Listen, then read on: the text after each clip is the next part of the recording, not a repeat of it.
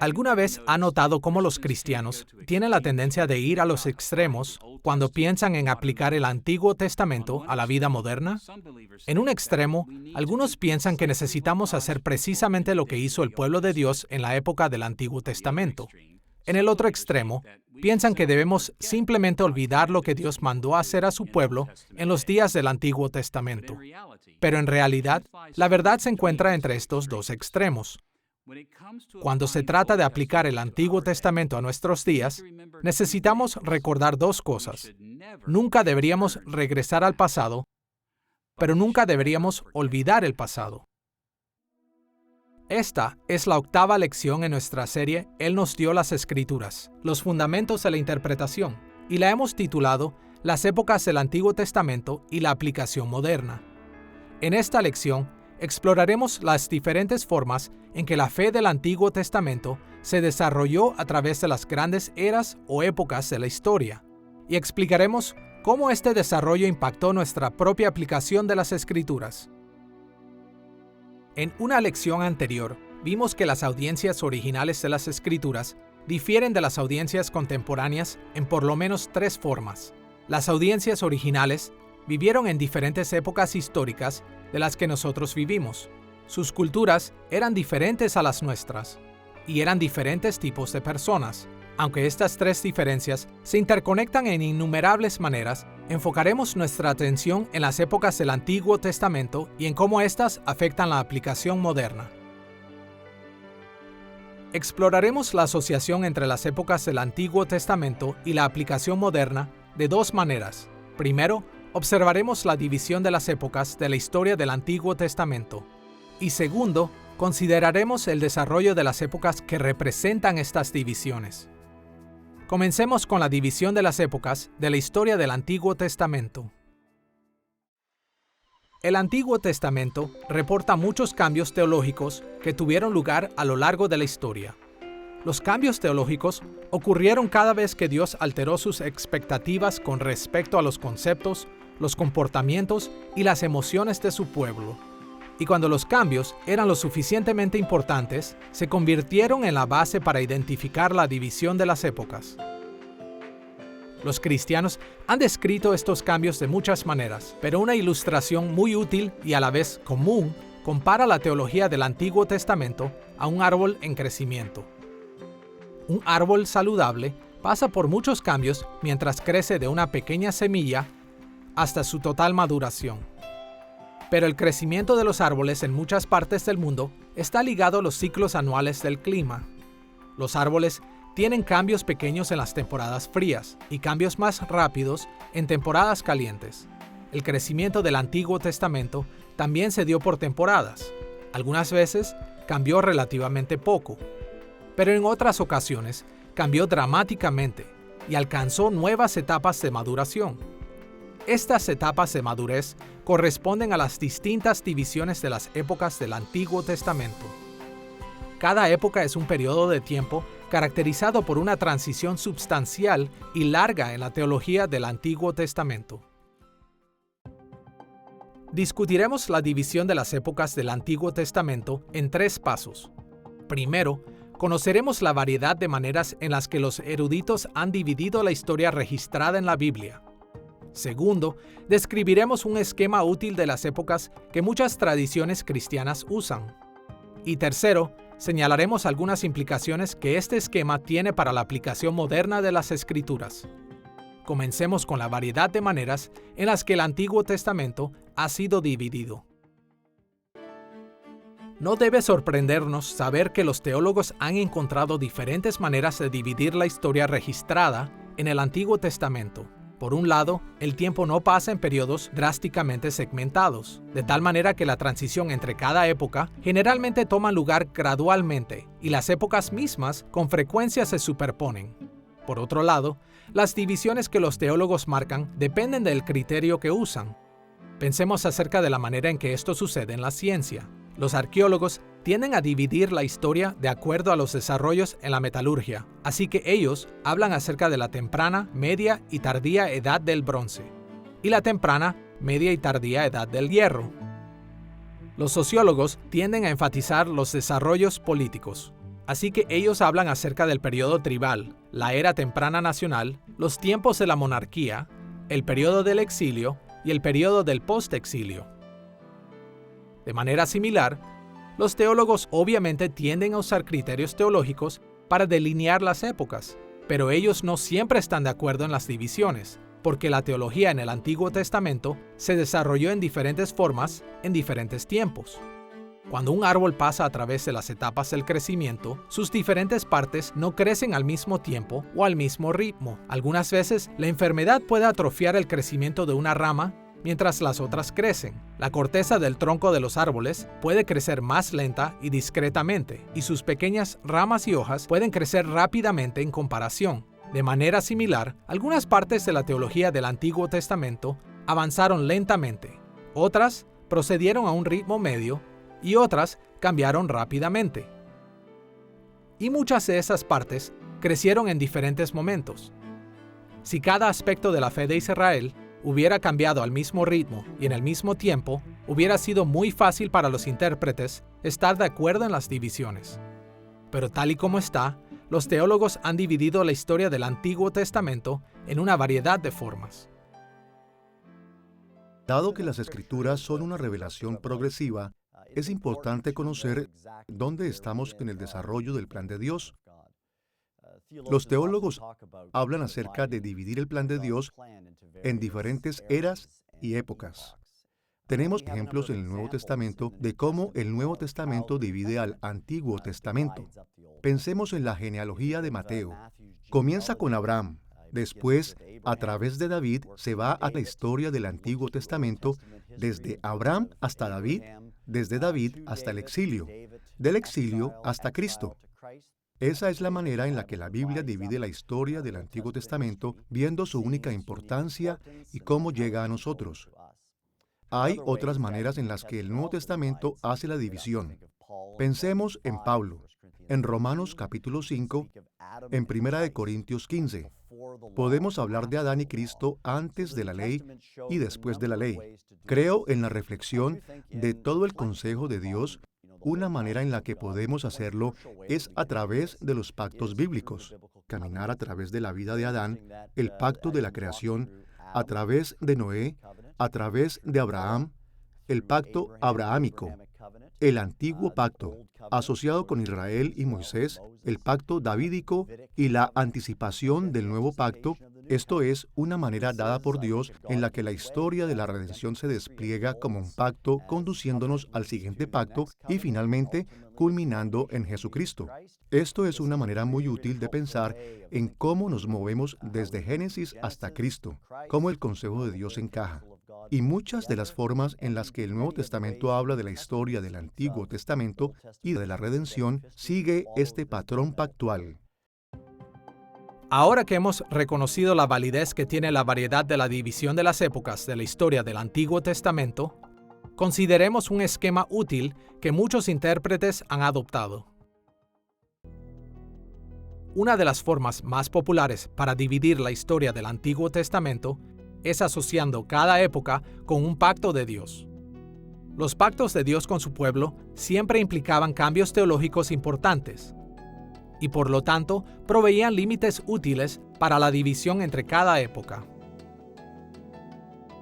Muchas tradiciones cristianas identifican 6 pactos divinos principales en el Antiguo Testamento: los pactos asociados con Adán, Noé, Abraham, Moisés y David, y el nuevo pacto que los profetas del Antiguo Testamento predijeron que vendría al final del exilio de Israel de la tierra prometida.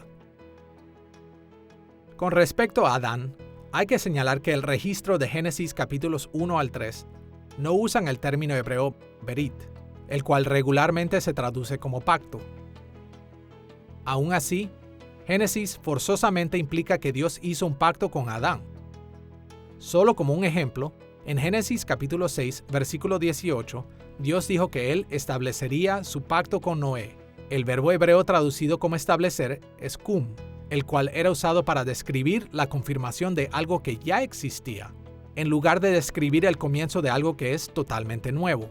Podemos estar seguros de que el libro de Génesis muestra la relación de Dios con Adán como un pacto. También es probable que en Oseas capítulo 6, versículo 7, el profeta se refirió a un pacto entre Dios y Adán, o a un pacto entre Dios y la raza humana entera, representada por Adán. El pacto de Dios con Noé aparece en Génesis capítulo 6, versículo 18, antes del diluvio, y en el capítulo 9, versículos del 9 al 17, después del diluvio. El pacto de Dios con Abraham es mencionado en Génesis capítulo 15, versículo 18, antes de que Abraham buscara un heredero a través de Agar, la sierva de su esposa, y también en el capítulo 17, versículo 2, después de que él ya hubiera buscado un heredero a través de Agar. El pacto de Dios con Israel, bajo Moisés, es registrado en Éxodo capítulos 19 al 24, al pie del monte Sinaí, y su cercano pacto asociado con el valiente levita Finés es mencionado en Números capítulo 25, versículos 12 y 13. El pacto de Dios con David es registrado en 2 Samuel capítulo 7 y en el Salmo capítulo 89 y el Salmo 132. Finalmente encontramos la predicción de un nuevo pacto en Jeremías capítulo 31, versículo 31.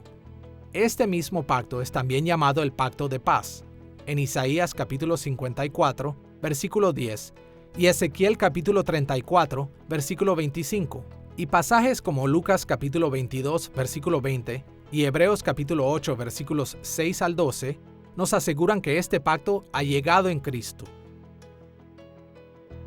Estos pactos representan el tiempo en el que Dios se movió poderosamente en la historia, y estos pactos introdujeron un énfasis teológico de larga duración. La relación entre Dios y el pacto que hizo con Adán tuvo lugar en el contexto de la creación y en la reacción inicial de Dios a la caída en pecado de la humanidad. Esto enfatizó el fundamento del servicio de la humanidad hacia Dios, y describió cómo el pecado ha complicado dicho servicio. También contenía la promesa de Dios de que la humanidad finalmente triunfaría en este servicio. En los días de Noé, la horrible corrupción de la humanidad del mundo llevó a Dios a que enviara el gran diluvio de juicio. No es sorprendente que el pacto con Noé enfatizó la promesa de Dios de establecer una estabilidad permanente en la naturaleza, con el fin de dar a las personas pecadoras el tiempo y la oportunidad de frenar su pecado y cumplir su servicio original a Dios. En los días de Abraham, Dios escogió a Israel como el pueblo que dirigiría a la humanidad en el servicio a Dios. Así, el pacto con Abraham fue orientado hacia la elección de Israel. En esta época, el pacto enfatizó la necesidad de Israel de tener fe en las promesas de Dios y a permanecer fieles a Él. Dios hizo un pacto a través de Moisés después de haber entregado a los israelitas a la esclavitud en Egipto y ponerles en su curso a la tierra prometida. No es de sorprender que este pacto fue orientado hacia la ley nacional codificada de Moisés, que guió a los israelitas mientras avanzaban en su servicio a Dios. En los días de David, Dios levantó a David como rey sobre Israel. Su pacto con David estableció a la familia de David como la dinastía real permanente que guiaría la expansión imperial de Israel. Esta expansión fue un aspecto importante del servicio de Israel a Dios. Finalmente, los profetas del Antiguo Testamento predijeron que un nuevo pacto vendría al final del exilio de Israel, cuando Dios cumpliría toda la historia. El Mesías redimiría al pueblo de Dios y extendería el reino de Dios a través del mundo. Cada uno de los pactos de Dios establecieron diferentes maneras en las cuales Él se relacionó con los seres humanos, y cada uno proveyó a su pueblo fiel con nuevos principios para seguir en su servicio. Hasta ahora en nuestra discusión acerca de la división de las épocas, hemos visto la variedad de formas en que la historia bíblica ha sido dividida, y proporcionamos un útil esquema de las diferentes épocas. En este punto, estamos listos para ver algunas implicaciones que este esquema tiene para la aplicación moderna de las Escrituras. La división del Antiguo Testamento en épocas deja claro que Dios quería que su pueblo entendiera y aplicara los temas teológicos de diferentes formas y en diferentes tiempos, y que los creyentes del Antiguo Testamento supuestamente no deberían de servir a Dios como si hubieran vivido en periodos anteriores. De igual manera, los nuevos creyentes del Nuevo Testamento nunca deberían aplicar las Escrituras como si ellos vivieran en periodos anteriores. Imaginemos que nosotros somos israelitas viviendo un poco después de que Salomón construyera el templo en Jerusalén. Sabemos que estamos viviendo durante la época del pacto con David. Sabemos que en la anterior época mosaica, Israel sacrificaba en el tabernáculo de Moisés. También sabemos que en nuestra época, Dios ha mandado ofrecer sacrificios solo en el templo. En nuestro contexto histórico, el sacrificio en el tabernáculo de Moisés violaría la voluntad de Dios. Lo mismo sería cierto si viviéramos bajo el pacto con Moisés y regresamos a construir altares y sacrificios en diferentes lugares, como Abraham y otros patriarcas lo hicieron. Una vez que Dios ordenó un nuevo camino para el sacrificio en la adoración, Él esperaba que su pueblo nunca regresara a las viejas costumbres. De la misma manera, cuando pensamos acerca de la aplicación moderna sobre el tema de los sacrificios en la adoración dentro del Antiguo Testamento, tenemos que ser conscientes de que vivimos en la época del Nuevo Pacto. Así como el Nuevo Testamento lo explica en repetidas ocasiones, el perfecto sacrificio de Cristo, hecho una vez y para todos los tiempos, ha superado todas las formas de sacrificio anteriores. Su muerte en la cruz cambió la forma en cómo supuestamente el pueblo fiel de Dios debía ofrecer sacrificios de adoración a Dios. Es por eso que el autor del libro de Hebreos en el Nuevo Testamento condenó fuertemente a los cristianos que querían regresar a los sacrificios del Antiguo Testamento. Primero, argumentó que los cristianos habían inaugurado el nuevo pacto que Jeremías predijo en Jeremías capítulo 31. Después él dijo que el nuevo pacto hizo obsoleto el antiguo sistema de sacrificios. Escuchemos lo que escribió en Hebreos capítulo 8 versículo 13. Al llamar nuevo a ese pacto, ha declarado obsoleto al anterior, y lo que se vuelve obsoleto y envejece, ya está por desaparecer. Aquí el autor de Hebreos dijo que la llegada del nuevo pacto hizo a las antiguas costumbres obsoletas, usando el término griego palaiō, que también puede ser traducido como hecho viejo o anticuado. Ahora, debemos tener cuidado, porque muchos cristianos bien intencionados toman esto para decir que los seguidores de Cristo deben simplemente descartar el Antiguo Testamento y no poner atención a su enseñanza. Pero no puede haber nada más lejos de la verdad. El mismo libro de Hebreos aplica el Antiguo Testamento a los cristianos. Su autor no les dijo a los cristianos que el Antiguo Testamento era irrelevante. En lugar de eso, él estaba diciendo que vivimos en una época diferente y que el nuevo pacto requiere que reorientemos la práctica del sacrificio. No ignoramos las viejas costumbres, pero nunca debemos tratar de servir a Dios como si viviéramos en los antiguos días. Otro ejemplo claro es el tema del liderazgo en la batalla. Imaginemos que vivimos en el periodo del pacto de la dinastía de David. Sabemos que Dios ha ordenado a los reyes de Israel dirigir a su pueblo a la guerra en contra del mal. Los reyes reciben la dirección de Dios y a su vez dirigen las formas en que participamos en la guerra. Pero ahora imaginemos que no nos gusta el rey davídico y queremos regresar al pacto de la época de la ley nacional de Moisés. Preferimos seguir a un juez local como Gedeón, a un efrateo como Josué o a un levita como el mismo Moisés, así como nuestros ancestros lo hicieron. Pero si seguimos a uno de estos en lugar de seguir a la casa de David, eso sería pecado. Estaríamos violando los mandamientos de Dios para nuestra época. Estaríamos cometiendo el mismo error si viviéramos en los días de Moisés, pero preferiríamos seguir a un patriarca de una tribu tal como el pueblo de Dios lo hizo en la era del pacto con Abraham. En cada era, necesitamos seguir al líder militar que Dios ha establecido para esa era. Y esto incluye a los cristianos modernos. Como pueblo que vive bajo el nuevo pacto, nosotros seguimos a Jesús, el gran hijo de David. Él es nuestro rey ordenado por Dios. Y Dios le ha dado el exclusivo derecho para dirigir a su pueblo en la guerra contra las fuerzas del mal. Pero ¿cómo hacemos eso? ¿Cuál es nuestra estrategia actual para la guerra? Escuchemos la forma en la que el apóstol Pablo explicó la guerra del nuevo pacto en Efesios capítulo 6, versículo 12. Porque no tenemos lucha contra sangre y carne, sino contra principados, contra potestades, contra los gobernadores de las tinieblas de este siglo, contra huestes espirituales de maldad en las regiones celestes. Esta es una estrategia muy diferente a la de las épocas anteriores, cuando los líderes como Moisés y David dirigieron al pueblo de Dios en batallas físicas de sangre y carne. También existían batallas espirituales, pero estos líderes no dirigieron los ejércitos espirituales de Dios. En contraste, Jesús no dirige a la iglesia en las batallas físicas. pero sí nos dirige en la guerra espiritual, y nosotros violamos la voluntad de Dios si ignoramos este cambio estratégico. El Nuevo Testamento ve principalmente las batallas y las guerras del Antiguo Testamento como parte de la gran batalla entre Dios y Satanás y entre el pueblo de Dios y Satanás tratando de destruir el plan de Dios. Así que entonces, esto también es aplicable a los cristianos de hoy día, quienes en el mismo sentido forman parte de la misma batalla. Si pensamos en Efesios capítulo 6, su lucha es contra las fuerzas de maldad de Satanás y esos cristianos deben vestir toda la armadura de Dios para ser capaces de mantenerse firmes en esta batalla. Los escritores del Nuevo Testamento tomaron descripciones de las guerras espirituales y nacionales y las radicalizan y aplican en trayectorias que las personas pueden entender hoy. Primero, Cristo vino a pelear una guerra espiritual. Él vino a vencer la oscuridad. Juan capítulo 1 nos lo dice.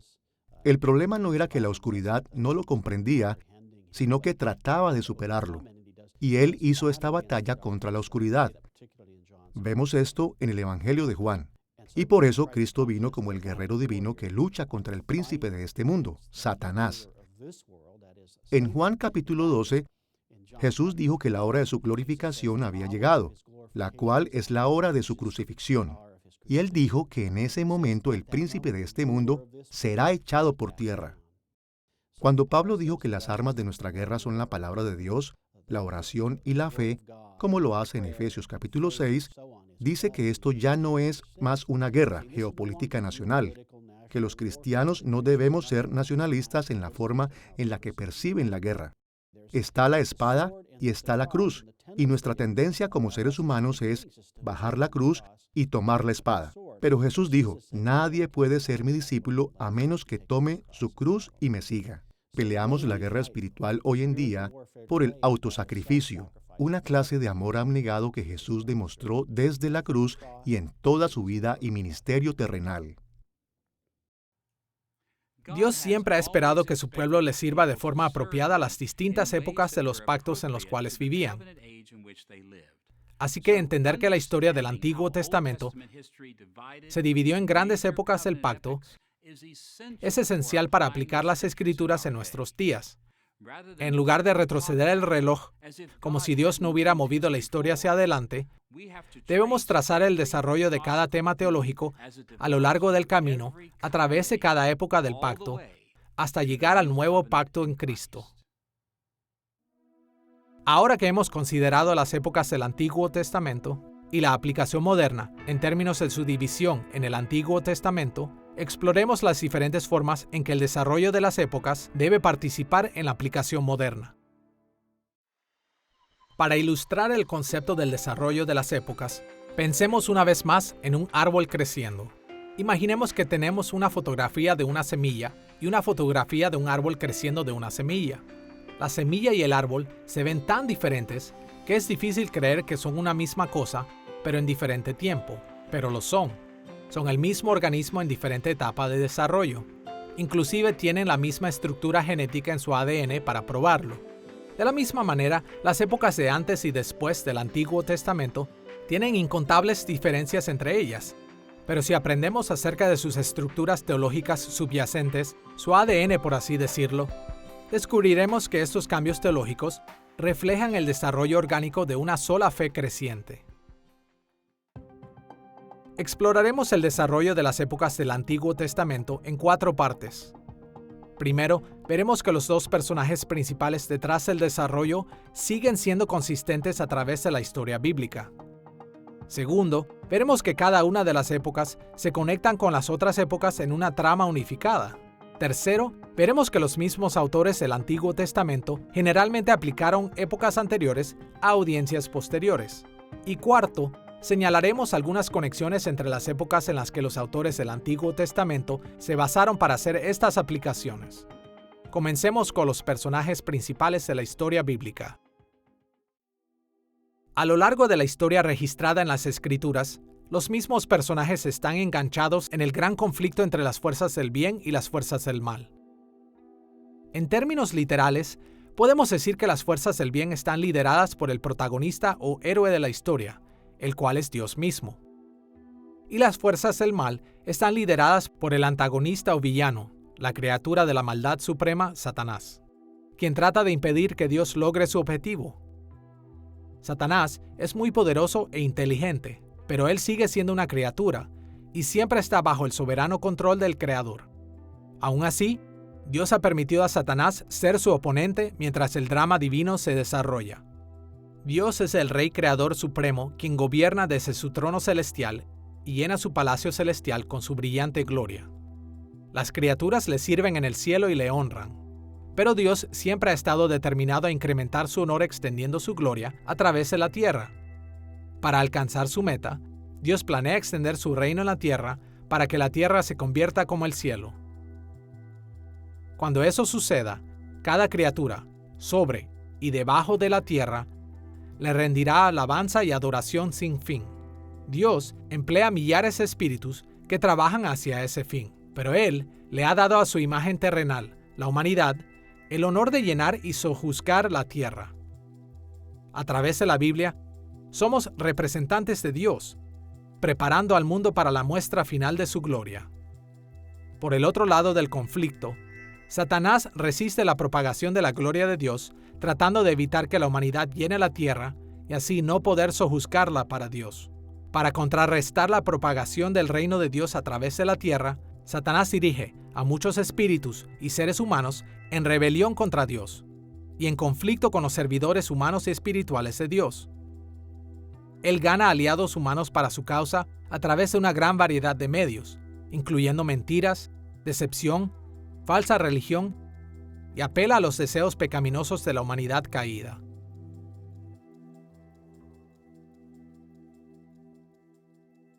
En cada gran historia siempre hay un héroe. Y siempre hay alguien quien está en contra del héroe. Hay un protagonista, quien es el principal personaje de la historia, y el antagonista quien se opone a ese personaje. Y la Biblia es la mayor de todas las historias. Así que no debe sorprendernos ver, mientras leemos el Antiguo Testamento, que hay una batalla conjunta entre Dios y su Mesías prometido contra el diablo, quien está tratando de hacer todo lo que pueda para evitar que el Mesías nunca llegue. Así que en el jardín del Edén, cuando Dios dio la promesa de que la simiente que nacería de la mujer aplastaría al diablo, desde ese punto podemos ver al diablo oponiéndose a Dios a cada momento. Y esto es muy notable. Cuando hay un niño pequeño, muchas veces el diablo ha tratado de tomar la vida de ese niño, o cuando el pueblo de Dios está prosperando, él trata de traerlos al cautiverio y aplastarlos. Podemos ver que esa historia funcionó una y otra vez a lo largo del Antiguo Testamento. En la trama de la historia del Antiguo Testamento, desde el principio, Dios es el protagonista y Satanás el antagonista. Vemos esto desde el principio en el jardín, ya que es Satanás quien vino a tentar a Adán y a Eva. Los tentó en contra de Dios. Y luego, por supuesto, después de la caída, tenemos la mención de esta lucha en curso que va a tomar lugar a través del resto del Antiguo Testamento. Y por supuesto, en el Nuevo Testamento, que es entre la simiente de la serpiente y la simiente de la mujer Eva. Y por supuesto, esto finalmente llega a su clímax, su cumplimiento en Cristo, lo cual avergüenza al diablo para derrotarlo de una vez por todas.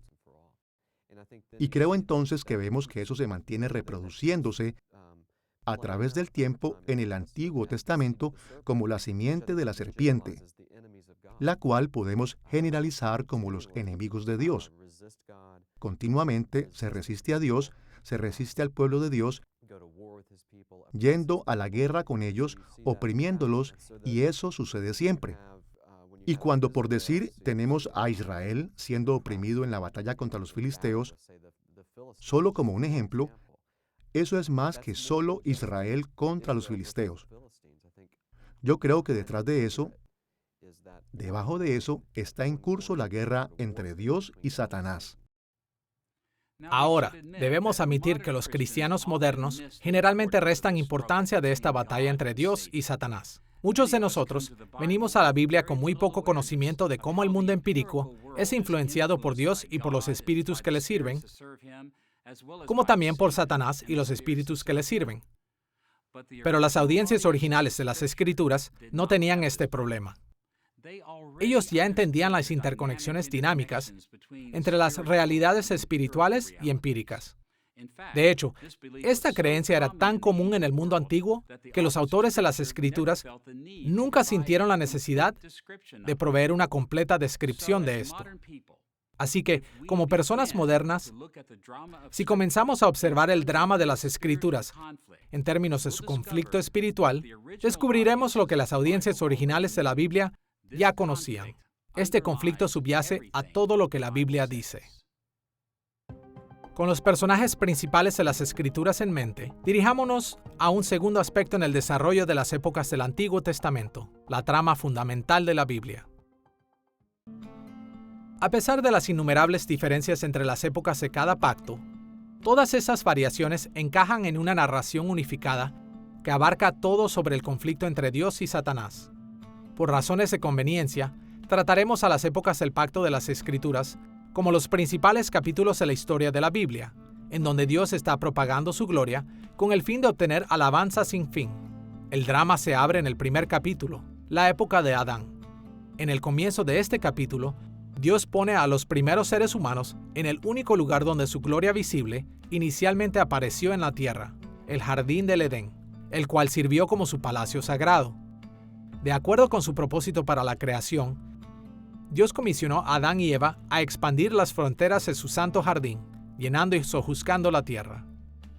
La meta era convertir la tierra en un lugar apropiado para que Dios manifieste su visible y gloriosa presencia. Por supuesto, Satanás resistió este plan llevando a los primeros humanos a la rebelión contra Dios. Y en respuesta, Dios maldijo su creación e hizo difícil la tarea de la humanidad. También anunció que la humanidad se dividiría en bandos rivales desde ese punto en adelante.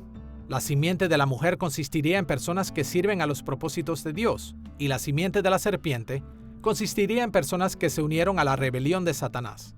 Al mismo tiempo, Dios prometió que la simiente de la mujer finalmente triunfaría sobre Satanás y su simiente. Las restantes épocas del pacto del Antiguo Testamento forman el cuerpo de la trama bíblica. En el segundo capítulo, en la época del pacto de Noé, Dios limpió la tierra de la horrible violencia que la humanidad había cometido mientras seguían a Satanás. Él también rescató a un remanente de la simiente de la mujer, Noé y su familia, y fundó un mundo estable en el que se les dijo a los seres humanos que se opusieran a la corrupción mientras llenaban y sojuzgaban la tierra. En el tercer capítulo, la época del pacto con Abraham, Dios escogió a la familia de Abraham como la porción de la simiente de la mujer que dirigiría a la humanidad en el conflicto con Satanás y sus seguidores. Dios prometió que multiplicaría la descendencia de Abraham y les daría la tierra de Canaán. Comenzando desde ese punto geográfico, ellos vencerían finalmente a todos los opositores de Dios y sus planes. Heredarían la tierra entera, extenderían las bendiciones de Dios para cada familia de la raza humana. En el cuarto capítulo, la era del pacto de Moisés, Dios le dio a Israel una gran victoria sobre los egipcios y sus dioses satánicos. También constituyó a Israel como una nación, gobernada por su ley, y les encargó despojar a los cananeos. Mientras los israelitas se trasladaban a Canaán, Dios le dio la victoria sobre los canaanitas y los espíritus satánicos a quien ellos servían. Estableció y prosperó a los israelitas en la tierra, y los llevó hacia su última meta de extender el reino de Dios a través de la tierra. En el quinto capítulo, el pacto con David, la familia de David fue ordenada para gobernar al pueblo de Dios y para dirigirlos en otros conflictos con las naciones que servían a Satanás. La dinastía de David trajo seguridad en Canaán y continuó extendiendo las fronteras de Israel en el servicio al plan de Dios para el mundo. Tristemente, con el tiempo los reyes de Israel evidentemente se rebelaron contra Dios, al punto en que Dios destruyó su imperio y los envió al exilio. Durante el exilio, sufrieron bajo la tiranía de los imperios extranjeros y sus dioses. Finalmente, Dios ofreció terminar el exilio y regresar a un pequeño remanente a la tierra prometida, para que pudieran tratar de restaurar el reino de Dios en Canaán.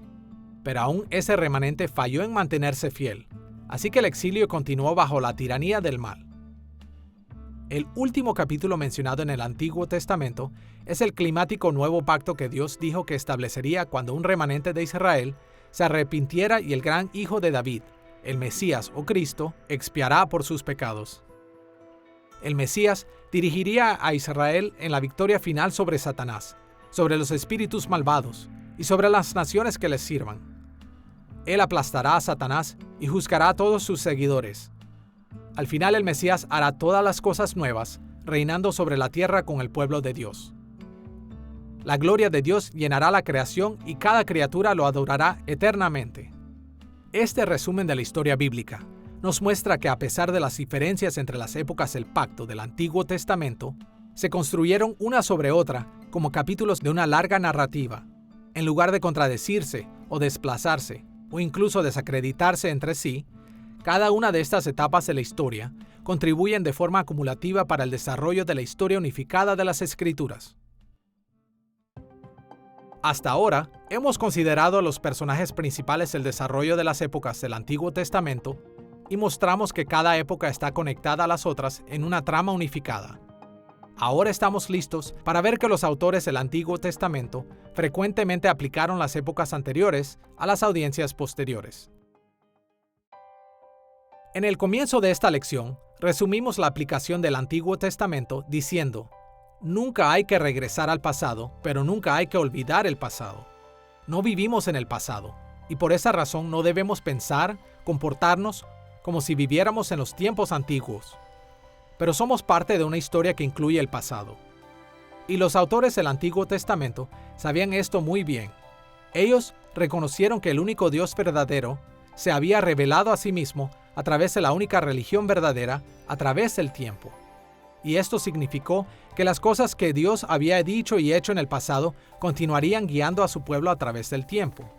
A la luz de esto, los autores del Antiguo Testamento regularmente tomaron lo que ellos aprendieron del pasado y lo aplicaron a sus propios días. Pensemos de esta manera. Hay 6 principales épocas del pacto mencionadas en el Antiguo Testamento, pero toda nuestra información acerca de las 3 primeras épocas, los periodos de Adán, Noé y Abraham, vienen de los libros bíblicos escritos en las épocas posteriores de Moisés, de David y del Nuevo Pacto. Consideraremos 2 elementos comunes que los autores del Antiguo Testamento incluyeron en sus escritos que revelaban su entendimiento del desarrollo de las épocas. Primero, veremos que los autores del Antiguo Testamento escribieron acerca del pasado. Y segundo, veremos que ellos escribieron para el presente. Eso es que ellos escribieron para las audiencias que vivían en sus propios días, en su propio presente.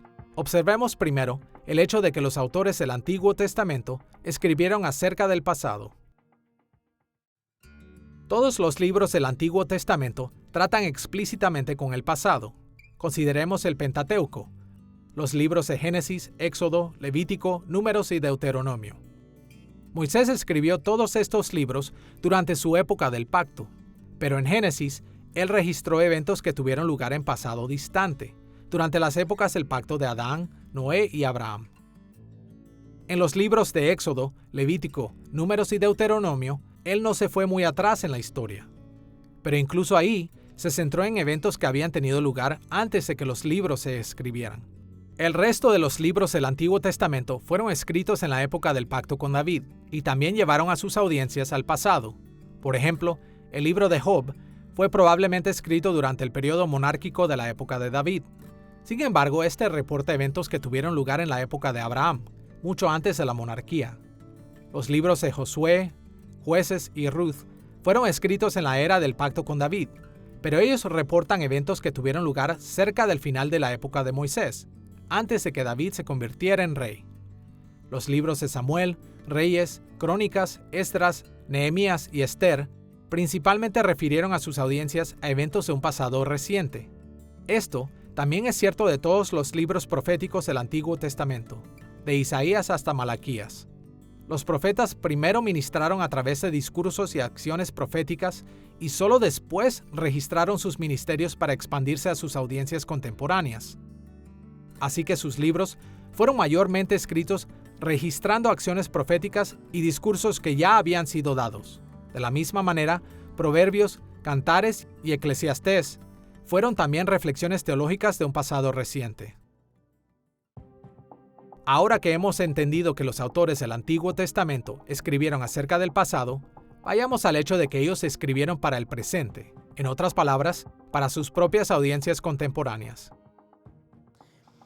Cuando los escritores bíblicos comenzaron a escribir las escrituras, escribieron para satisfacer las necesidades de los lectores.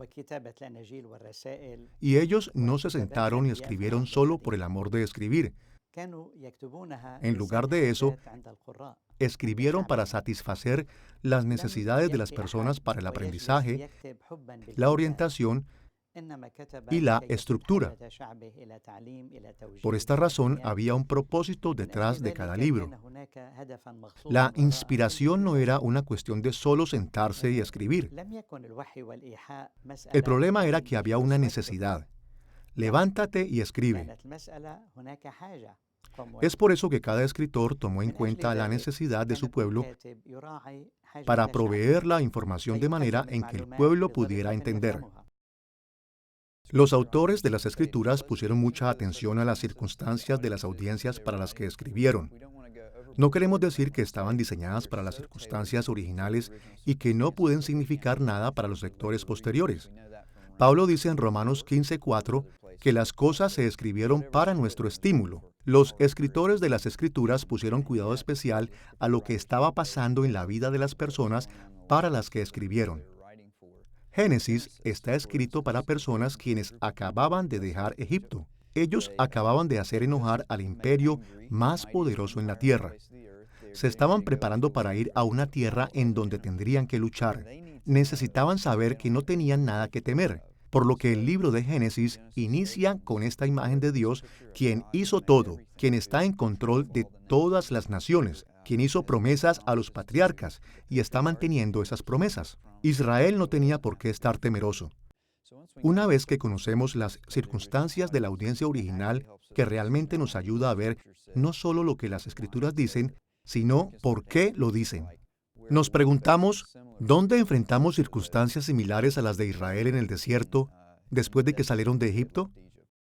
Y vemos cómo Dios, al igual que un pastor, cuida y muestra compasión por nuestras necesidades. Los autores de las Escrituras entendieron que el pasado representaba las primeras etapas del desarrollo orgánico de la fe bíblica, pero fueron llamados a ministrar en primer lugar a las audiencias que vivieron en sus propios días. Así que escribieron acerca del pasado y construyeron puentes hacia la vida de su audiencia original. Destacaron personajes históricos, acciones, palabras, instituciones y cosas similares de manera que conectaron estos temas históricos a las vidas de sus audiencias. En su mayor parte, las audiencias originales de los libros del Antiguo Testamento estaban familiarizadas con las estructuras literarias que los autores bíblicos siguieron para construir estos puentes, de tal manera que los autores normalmente no se molestaron en explicar estas conexiones. En otras ocasiones, los autores proveyeron pequeñas pistas que señalaban las conexiones entre el pasado y el presente. Y aún en otros pasajes, los autores bíblicos ofrecieron explicaciones más directas para ayudar a sus audiencias a ver cómo el pasado se aplicaba a ellos. Así como los autores del Antiguo Testamento encontraron formas de conectar el pasado con sus propias audiencias presentes, los cristianos modernos necesitamos conectar esos escritos acerca del pasado a nosotros mismos. Las aplicaciones modernas tienen que ver con lo que pasa en nuestros días, pero siempre están basadas en formas del pasado. Como pueblo de Dios, viviendo en el mundo moderno, nuestra fe está profundamente conectada con lo que Dios reveló hace mucho tiempo. Estamos dedicados a la aplicación moderna de los libros del Antiguo Testamento que tienen que ver con el pasado. E incluso, cuando estamos aplicando los libros del Nuevo Testamento, estamos mirando al pasado.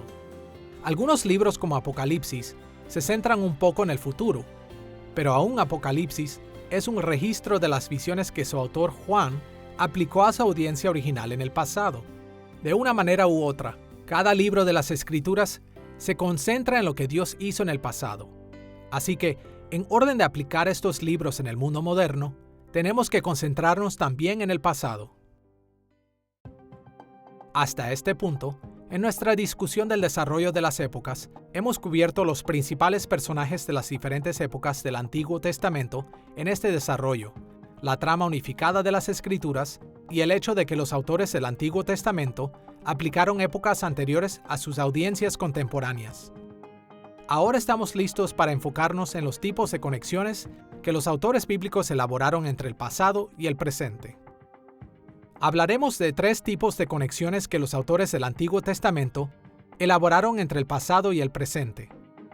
Primero, proveyeron a sus audiencias con trasfondos históricos para las diferentes dimensiones de su fe. Segundo, presentaron modelos para que sus audiencias las imitaran o las rechazaran. Y tercero, proporcionaron anticipaciones de las experiencias de sus audiencias. Veamos primero cómo los autores bíblicos proveyeron a sus audiencias con trasfondos históricos. Los autores del Antiguo Testamento con mucha frecuencia mostraron la relevancia del pasado para explicar el trasfondo o el origen de las experiencias actuales de sus audiencias. Por ejemplo, después de que Moisés describió el matrimonio de Adán y Eva, él detuvo su narrativa para conectar este evento directamente con su audiencia. Escuchemos las palabras de Moisés en Génesis capítulo 2, versículo 24. Por tanto, dejará el hombre a su padre y a su madre, y se unirá a su mujer, y serán una sola carne. En este versículo, Moisés explicó cómo una característica del pacto en la época de Adán era relevante para la audiencia en la época de Moisés. Específicamente, el matrimonio de Adán y Eva estableció el estatuto perpetuo del matrimonio que se extendió hasta los días de Moisés. Una vez que vemos que Moisés usó este evento como trasfondo para su audiencia original, podemos conectar esto con nosotros mismos de la misma manera. El matrimonio de Adán y Eva era el trasfondo del matrimonio en el antiguo Israel, y también es el trasfondo del matrimonio en nuestros días. En otras ocasiones, los autores bíblicos usaron los trasfondos de maneras que revelaron la aprobación o desaprobación de Dios de figuras históricas. Por ejemplo, en el libro de Ruth no se encuentra ninguna falta en Ruth, Noemí o Boaz, y nos muestra que ellos tuvieron la aprobación total de Dios. Encontramos la razón de esto al final del libro. Escuchemos la genealogía que cierra el libro en Ruth, capítulo 4, versículos 21 y 22. Salmón engendró a Boaz, y Boaz engendró a Obed. Obed engendró a Isaí, e Isaí engendró a David. Esta genealogía muestra que Boaz es un ancestro directo del rey David. Este final conecta los eventos de la época de Moisés al tiempo de la audiencia original, que vivió en el tiempo del pacto con David. Es muy probable que hayan surgido preguntas acerca de la legitimidad del reinado de David por causa de que él desciende de la moabita Ruth, pero la historia de Ruth demuestra que su inclusión en Israel era ejemplar en todos los sentidos, y que Dios lo aprobó totalmente. En este sentido, el libro de Ruth proveyó un trasfondo que reforzó la selección de David como rey de Israel. Una vez más, en la aplicación moderna, tenemos la oportunidad de extender el puente que el autor de Ruth construyó para su audiencia original. Así como la aprobación de Dios acerca de Ruth mostró la legitimidad de la dinastía davídica en el tiempo de David, esta también proporciona un trasfondo que valida el reinado del mayor heredero de David en nuestros días, Jesús. Además de proveer los trasfondos, las conexiones que los autores elaboran entre el pasado y el presente también presentaron modelos que sus audiencias originales seguirían o rechazarían. Algunas veces cuando leemos las historias de la Biblia, nos preguntamos, ¿es un buen o un mal ejemplo? ¿Debo hacer lo mismo que esta persona hizo en la Biblia? ¿O debo hacer algo diferente? Y la respuesta puede ser diferente al usar diferentes pasajes. Pero he aquí un principio muy importante que se aplica a muchas historias bíblicas, y es lo que yo llamo la regla de resultados. Y eso está mirando al final de la historia y observando lo que pasa con esa persona. ¿Reciben ellos las bendiciones de Dios o los juicios de Dios? Y eso es a menudo toda la idea de que necesitamos descubrir si alguien es un buen o mal ejemplo. Veamos 2 ejemplos de modelos en el libro de Josué, donde se registran eventos de la época de Moisés para una audiencia original que vivía en la época de David.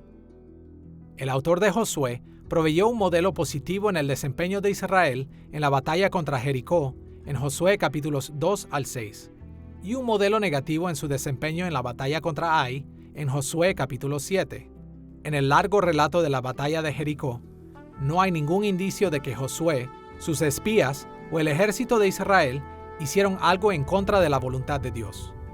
Ellos mostraron su completa devoción a Dios sometiéndose a la circuncisión a algunas millas de distancia de Jericó en Gilgal, y siguieron a los levitas y a los sacerdotes mientras marchaban alrededor de la ciudad cantando, gritando y tocando trompetas, justo como Dios lo había mandado. Así, el autor de Josué concluyó la historia de Jericó con esas palabras positivas en Josué capítulo 6, versículo 27. Estaba pues Jehová con Josué, y su nombre se divulgó por toda la tierra. Pero escuchemos cómo el relato de la batalla de Ai comienza en Josué capítulo 7, versículo 1. Sin embargo, los israelitas desobedecieron al Señor conservando lo que Él había decidido que fuera destinado a la destrucción. Este modelo contrasta con el modelo positivo de Israel en la batalla de Jericó, con el modelo negativo de Israel en la batalla de Ai.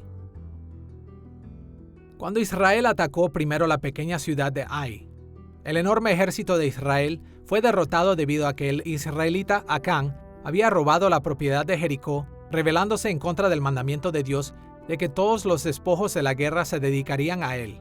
Josué e Israel no vencieron a Ai en la batalla hasta que primero se enfrentaron con Dios, arrepintiéndose de su pecado y rindiéndose al severo juicio sobre Acán y su familia. El contraste entre las batallas de Jericó y Ai proveyó a los lectores de Josué tanto con un modelo positivo a seguir como con un modelo negativo a rechazar.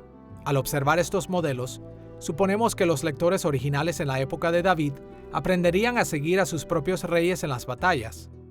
Por supuesto, como seguidores de Cristo, ya no militamos físicamente como Josué lo hizo, porque el Nuevo Testamento solo nos llama a una guerra espiritual.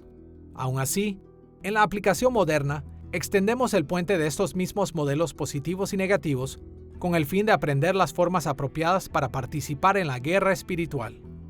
En pocas palabras, tenemos que ser dedicados a Dios como Josué en Jericó y tenemos que evitar ser negligentes a sus mandatos como Acán en Ai. Por supuesto, hay muchos detalles relacionados con estas aplicaciones tan amplias, pero las conexiones que el autor de Josué expuso a su audiencia original pueden ser extendidas de manera que nos ayuden a determinar los detalles para nuestras propias situaciones. La Biblia nos enseña cómo es una vida santa, qué es el pecado, algunas veces lo establece directamente. Harás o no harás, deberás o no deberás, pero también nos da historias de personas reales que vivieron vidas cotidianas. Debemos aprender de su ejemplo positivo o negativo. El libro de Romanos dice, porque las cosas que se escribieron antes, para nuestra enseñanza se escribieron, a fin de que por la paciencia y la consolación de las Escrituras tengamos esperanza. Tenemos ejemplos positivos que debemos imitar y negativos que debemos evitar, como cuando David cometió adulterio con Betsabé. Sabemos por los 10 mandamientos que está mal, por el relato de cómo Natán lo acusó por su pecado. Ese es un mal ejemplo de un hombre que generalmente fue un buen ejemplo, un hombre conforme al corazón de Dios. ¿Cómo sabemos cuál es la diferencia? A través de la ley de Dios, las claras enseñanzas y los preceptos, cuando los llevamos a cabo, entonces podemos ver la diferencia. A veces es muy difícil cuando buscamos en las Escrituras averiguar si el carácter de una persona o su vida es algo que deberíamos imitar. Y tenemos que recordar que al único que podemos imitar es a Jesús mismo. Es el único que obtiene un pase total en nuestra crítica. A cualquier otro tenemos que examinarlo muy cuidadosamente. La razón por la que están en la Biblia es que normalmente no son principalmente ejemplares para que los imitemos. Pero cuando estamos tratando de averiguar, cuando estamos recibiendo una lección de vida para imitar o no, debemos observar el contexto, lo que se dijo acerca de esas acciones, los resultados de esas acciones, si contribuyen a la expansión del reino o no, pero sobre todo, observar los preceptos morales que están en las Escrituras y formar nuestro propio juicio, y todos estamos al mismo nivel excepto Jesús. Sabemos que todo lo que Él dijo e hizo es bueno, verdadero y hermoso. Todos los demás están bajo el microscopio de la moralidad bíblica. Finalmente, además de proveer trasfondos y modelos, los autores del Antiguo Testamento también proporcionaron conexiones entre el pasado y el presente, incorporando anticipaciones de las propias experiencias de su audiencia original. Los escritores bíblicos escribieron acerca del pasado de maneras que señalaban cómo los eventos del pasado eran muy similares a las situaciones que sus audiencias enfrentaban. Este tipo de puente es muy similar a un recurso literario llamado presagio. En un presagio, un autor presenta detalles anteriores de una historia de maneras que anticipan detalles posteriores.